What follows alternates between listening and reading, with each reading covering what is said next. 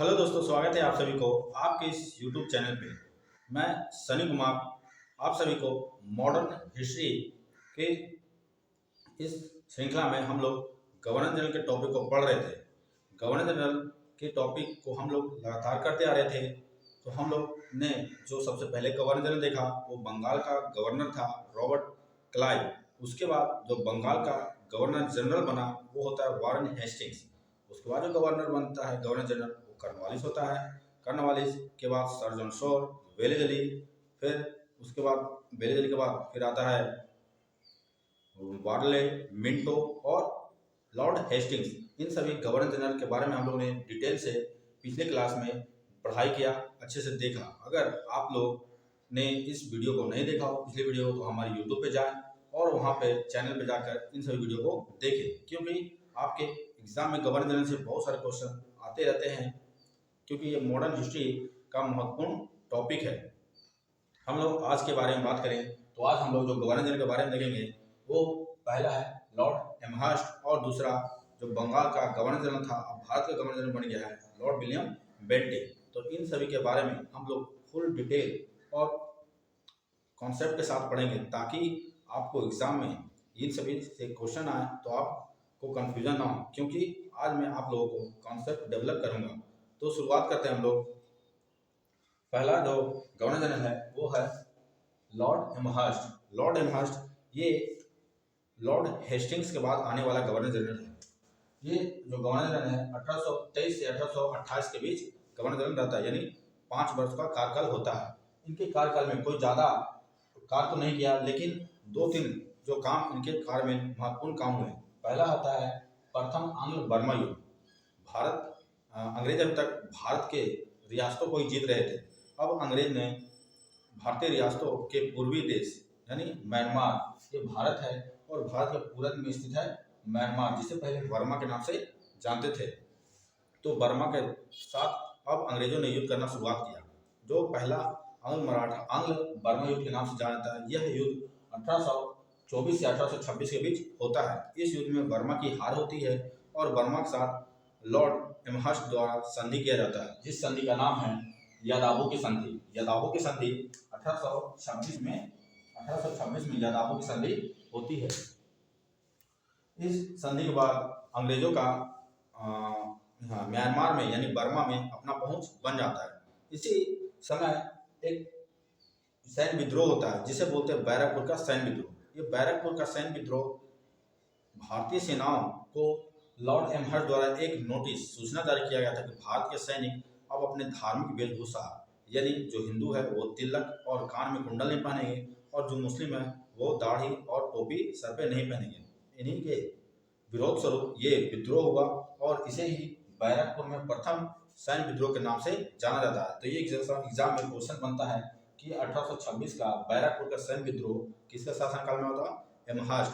और इसी बैरकपुर में 1857 के विद्रोह का भी भड़का यहीं से था, बैरकपुर से। तो ये दोनों आप लोग नोट कीजिएगा और इसे याद रखिएगा। तो और अब हम लोग जो गवर्नर जनरल देखेंगे वो है विलियम बेंटिक। विलियम बेंटिक के बारे में पहले जान लें। तो विलियम बेंटिक पहले क्लर्क के रूप में भारत आया था और वो मद्रास प्रेसिडेंसी में, क्योंकि हम लोग जानते हैं कि अंग्रेजों की 3 प्रेसिडेंसियाँ थी। अंग्रेजों की 3 प्रेसिडेंसियाँ थी। ये अगर हम लोग भारत बना ले तो अंग्रेज की 3 प्रेसिडेंसियाँ, एक तो बंगाल में था, एक मद्रास में, और तीसरा या मुंबई यानी बम्बई, इसे बम्बई उस टाइम बोलते थे। तो बम्बई, कोलकाता और ये प्रेसिडेंसी है मद्रास। ये तीनों प्रेसिडेंसियाँ थी गवर्नर जनरल के अधीन, यानी कंपनी के गवर्नर के अधीन ये तीनों प्रेसिडेंसियाँ थी। तो जो लॉर्ड विलियम बेंटिक आए थे वो पहले यहाँ मद्रास में क्लर्क के पद पे थे, लेकिन उनका प्रमोशन यहाँ के गवर्नर के रूप में हो गया, क्योंकि आप लोग जानते हैं कि हर एक जो प्रेसिडेंसी थी वहाँ गवर्नर बैठा करते थे। लेकिन 1773 का एक एक्ट आता है जिसमें गवर्नर जनरल का पद के ऊपर एक पोस्ट बनाया जाता है, जिसे बंगाल का गवर्नर जनरल बोला जाएगा। जो गवर्नर था गवर्नर जनरल, यानी ये तीनों प्रेसिडेंसी में जो गवर्नर होता था उसका नियंत्रण गवर्नर जनरल करता था। तो पहले जो वारेन हेस्टिंग, जो ये लॉर्ड विलियम बेंटिक आया, वो क्लर्क के रूप में आया और ये मद्रास प्रेसिडेंसी में क्लर्क के रूप में था। कुछ समय बाद उसे उसकी कार्यकुशलता, उसकी सोच और बुद्धिमत्ता देखकर उसे प्रमोशन दिया गया और उसे मद्रास का गवर्नर बना दिया गया। मद्रास का गवर्नर बना दिया गया। इसी समय जब ये मद्रास का गवर्नर था तो 1806 में यहाँ बेल्लोर का युद्ध हुआ था। बेल्लोर का सिपाही विद्रोह। पिछले हम लोग जो सेशन आया यानी गवर्नर जनरल था वार्ले गवर्नर जनरल था, उसमें हम लोग बेल्लोर का विद्रोह पढ़ लिए थे। वार्ले गवर्नर जनरल था और उसी के समय में यहाँ पर मद्रास में जो गवर्नर था वो बेंटिंग था। इन्हीं के समय में बेल्लोर विद्रोह हुआ था। तो बेल्लोर में विद्रोह का दबाया था यही बेंटिंग ने, और गवर्नर जनरल को तो वार्ले 1806 में। तो यहीं पे गवर्नर का पोस्ट मिला। उसके बाद ये इसे बंगाल का गवर्नर जनरल बना दिया गया। अब इसे गवर्नर से इसका प्रमोशन हो गया, अब बंगाल का गवर्नर जनरल बना दिया गया। फिर बंगाल के गवर्नर जनरल के बाद 1833 में एक एक्ट आता है, फिर इसे बंगाल के गवर्नर जनरल से भारत का गवर्नर जनरल बना दिया जाता है। तो क्वेश्चन पूछता है कि भारत का प्रथम गवर्नर जनरल कौन था, तो लॉर्ड विलियम बेंटिंग भारत का प्रथम गवर्नर जनरल थे। अब हम लोग देखते हैं तो ये बंगाल का ये पहले गवर्नर के पद पे आया, पहले गवर्नर बना, ये पहले क्या बना, पहले क्लर्क था, उसके बाद ये गवर्नर बना, उसके बाद ये गवर्नर जनरल बना। तो ये गवर्नर था कहाँ से, गवर्नर था मद्रास का। गवर्नर जनरल कहाँ बना, तो गवर्नर जनरल बंगाल का बना। और फिर ये बना क्या, तो फिर ये गवर्नर जनरल बनता है और ये गवर्नर जनरल होता है वो भारत का होता है। तो इस तरह से इसका क्रम लॉर्ड विलियम बेंटिंग का ये क्रम होता है। अब हम लोग देखते हैं कि बंगाल का गवर्नर जनरल रहते हुए लॉर्ड विलियम बेंटिंग ने कौन कौन सा कार्य किए। उसके बाद फिर देखेंगे कि भारत के गवर्नर जनरल रहते हुए विलियम बेंटिंग ने कौन कौन से कार्य किए। तो उनके कार्यों को देखेंगे तो सबसे पहले जो ये बंगाल का गवर्नर जनरल 1828 से 1833 के बीच ये रहे और इन्होंने बहुत सारे महत्वपूर्ण कार्य सुधार किए, जैसे सती प्रथा का अंत। इन्होंने सती प्रथा का अंत किया 1829 में। सती प्रथा का 1829 में किया था। जो धारा था यानी एक्ट 17 का था, राजा राम मोहन राय बहुत समय पहले से ये आंदोलन चला रहे थे और विलियम बेंटिंग ने इनके इस आंदोलन को अंजाम दिया और दोनों के सहयोग से सती प्रथा का अंत हुआ।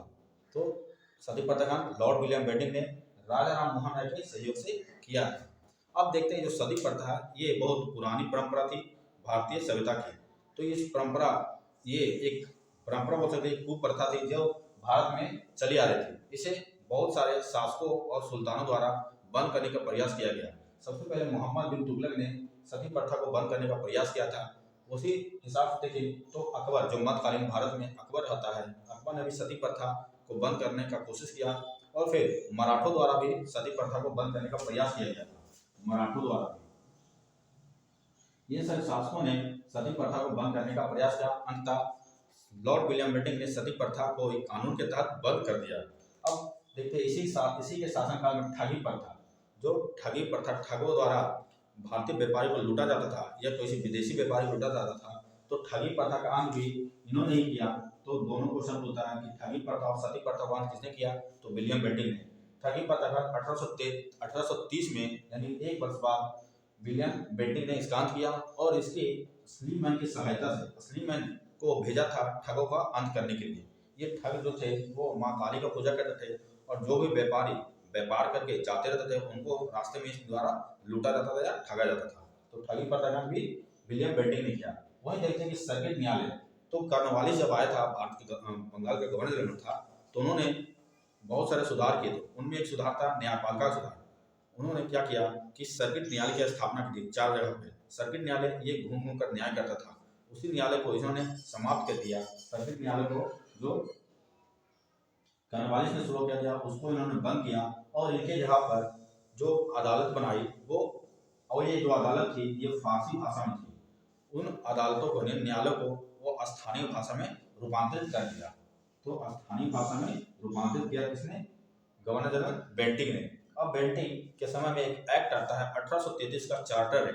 इस एक्ट में बहुत सारे महत्वपूर्ण सुधार किए जाते हैं। सबसे बड़ा सुधार तो ये होता है जो बंगाल का गवर्नर जनरल था अब भारत का गवर्नर जनरल के पद पे बना दिया गया, क्योंकि इस टाइम अंग्रेज ने इस समय तक अब तीन प्रेसिडेंसी के अलावा भारत के अधिकांश क्षेत्र पे कब्जा कर लिया था, अपनी बढ़त बना लिया था।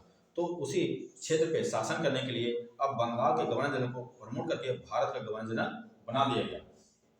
तो अब पढ़ेंगे विलियम बेंटिंक 1833 से 1835 में गवर्नर जनरल के रूप में। तो गवर्नर जनरल के रूप में देखते हैं कि सबसे पहले 1833 से जो चार्टर आता है, इनकी तरफ से गवर्नर जनरल का पद बनाया था। गवर्नर जनरल ये 1833 से 1835 के बीच में रहते मात्र 2 वर्ष के लिए गवर्नर था, उसे अब गवर्नर जनरल के पद पे स्थापित किया गया। तो गवर्नर जनरल के पद पे जो बनने वाला पहला गवर्नर था, पहला व्यक्ति था वो विलियम बेंटिंक था। अब ये भारत का गवर्नर जनरल बन गया। ये पहले बंगाल का गवर्नर जनरल था, अब भारत का गवर्नर जनरल बन गया। तो इस तरह से एग्जाम में क्वेश्चन बनते हैं कि बंगाल का अंतिम और भारत के प्रथम गवर्नर जनरल कौन थे? तो ये विलियम बेंटिंक थे। विलियम बेंटिंक जब गवर्नर जनरल बना तो इनके समय 1833 का चार्टर एक्ट आया था। इस 1833 के चार्टर एक्ट में बहुत सारा सुधार किए गए। सबसे पहले तो जो बंगाल का गवर्नर जनरल था वो भारत का गवर्नर जनरल बन गया। दूसरा, जो सरकारी सेवाएं थे उसमें आधार योग्यता को बनाया गया। अभी तक जितने भी कंपनी के अधीन सरकारी सेवाएं थी उसमें जो भारतीयों को पोस्ट दिया जाता था या यूरोपियनों को पोस्ट दिया जाता था वो नामजदगी, यानी जिसका नाम होता था, जो रंग में काले होते थे, जो रंग में सफ़ेद होते थे, जो पढ़े लिखे होते थे, या फिर जिसका बोलबाला होता था उस एरिया में, उसे इस पोस्ट पे कंपनी के पोस्ट पे नौकरी दी जाती थी। लेकिन अब जब 1833 का एक्ट आया तो इसमें जो रंग भेद था यानी जो नामजदगी था, इसके सिद्धांत को खत्म कर दिया गया। अब योग्यता के आधार पर नौकरी यानी सरकारी नौकरी दिया जाने लगा। तो इसी में ये प्रावधान लाया गया कि योग्यता के आधार पर नौकरी दिया जाने लगा। ये धारा 87 के तहत किया गया। दूसरा है कि 1835 में लॉर्ड मैकाले ने 1835 में गवर्नर जनरल के सामने एक अनुशंसा दिया कि भारत में जो उच्च शिक्षा संस्थान है उनके जो शिक्षा है उसका माध्यम अंग्रेजी बनाया जाए। तो इसी में 1835 में लॉर्ड मैकाले के अनुशंसा पे ही भारत में जितने भी उच्च शिक्षा संस्थान थे उनका शिक्षा का माध्यम अंग्रेजी को बनाया गया। तो शिक्षा का माध्यम अंग्रेजी को बनाया गया। क्वेश्चन पूछता है किसके अनुशंसा पे? तो लॉर्ड मैकाले के अनुशंसा पे 1835 में। अब देखते हैं कि इसके समय में ही एक अलग विधि आयोग की स्थापना की गई। ये अलग से विधि आयोग बनाया जो भारत में कानून को लागू करवाता था, कौन सी कानून लागू होना चाहिए कौन सी नहीं। तो विधि आयोग का स्थापना विलियम बेंटिंक के समय में हुआ। अब देखते हैं कि इन्होंने कुप्रशासन का आरोप लगा करके मैसूर, कुर्ग, कछार इन तीनों देशी रियासतों को ब्रिटिश साम्राज्य में मिला लिया। इससे पहले चतुर्थ आंग्ल मैसूर युद्ध हुआ था जिसमें टीपू सुल्तान की हार हुई थी और बेलेजली की जीत हुई थी। तो बेलेजली ने टीपू के बेटे के साथ सहायक संधि किया था।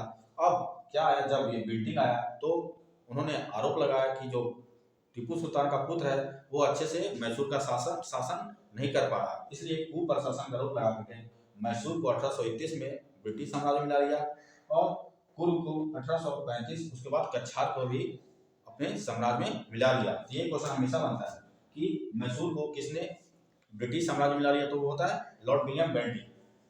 लॉर्ड विलियम बेंटिंक के शासनकाल में एक नया प्रेसिडेंसी बनाया गया। अभी तक 3 प्रेसिडेंसियां थी, जो थी प्रेसिडेंसी बंगाल, मद्रास और बम्बई, ये तीनों प्रेसिडेंसियां थी। इसके बाद एक नया प्रेसिडेंसी बनाया गया जो प्रेसिडेंसी है आगरा का प्रेसिडेंसी। इसकी स्थापना 1834 में किया गया। तो एक नया प्रेसिडेंसी बनाया गया 1834 में, आगरा प्रेसिडेंसी। इनके समय में जो अफीम का व्यापार होता था वो उसको नियंत्रित किया गया। अब अफीम मात्र एक ही जगह से बेचा जाना शुरू किया, वो जगह थी मुंबई। अब मुंबई का पोर्ट है, मुंबई का जो बंदरगाह है वहीं से अफीम का निर्यात किया जाने लगा। तो ये सब बातें जो मैंने बताया आप सभी अच्छे से इसको नोट कीजिएगा, क्योंकि ये सब जो मैंने बताया ये सब आपके एग्जाम में डायरेक्ट आने वाला है। इस टॉपिक से जो मैंने बताया आई होप आप लोगों को समझ में आया होगा, आपका कॉन्सेप्ट क्लियर हुआ होगा और इससे क्वेश्चन आएगा तो आप लोग एग्जाम में गलत करके नहीं आएगा। अगर आप लोगों को ये वीडियो अच्छा लगे, मेरा प्रयास अच्छा लगे तो वीडियो को लाइक कीजिएगा, सब्सक्राइब कीजिएगा और शेयर कीजिएगा और बने रहिएगा इस गवर्नर जनरल की श्रृंखला में। धन्यवाद।